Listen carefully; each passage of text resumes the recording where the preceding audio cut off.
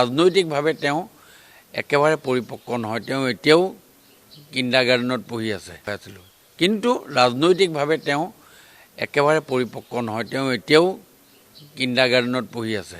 লুণজ্যোতি গগৈয়ে তেওঁলোকৰ নাৱত উঠাই দিলে আৰু গছত উঠাই দিলে, গছৰ গুৰি কটা নিচিনা এটা ব্যৱস্থা হ'ল। ডিব্ৰুগড় সমষ্টিত কি ধৰণে আগবাঢ়িব লাগিব সেই কথাত পলিটিকেলি তেওঁ আজিৰ ডেটতো বহুত ইনমেচিয়ৰ হৈ থকা দেখা গৈছে। কংগ্ৰেছ দলৰ পৰা আহিও তেওঁলোকক যথেষ্ট যিমান সহায় কৰিব লাগে সহায়ো কৰা নাই।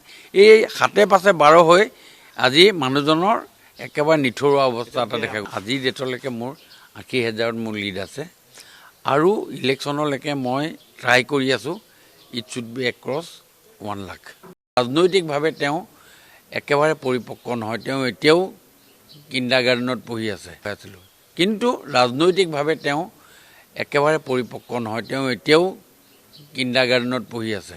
লুণজ্যোতি গগৈয়ে তেওঁলোকৰ নাৱত উঠাই দিলে আৰু গছত উঠাই দিলে, গছৰ গুৰি কটা নিচিনা এটা ব্যৱস্থা হ'ল। ডিব্ৰুগড় সমষ্টিত কি ধৰণে আগবাঢ়িব লাগিব সেই কথাত পলিটিকেলি তেওঁ আজিৰ ডেটতো বহুত ইনমেচিয়ৰ হৈ থকা দেখা গৈছে। কংগ্ৰেছ দলৰ পৰা আহিও তেওঁলোকক যথেষ্ট যিমান সহায় কৰিব লাগে সহায়ো কৰা নাই।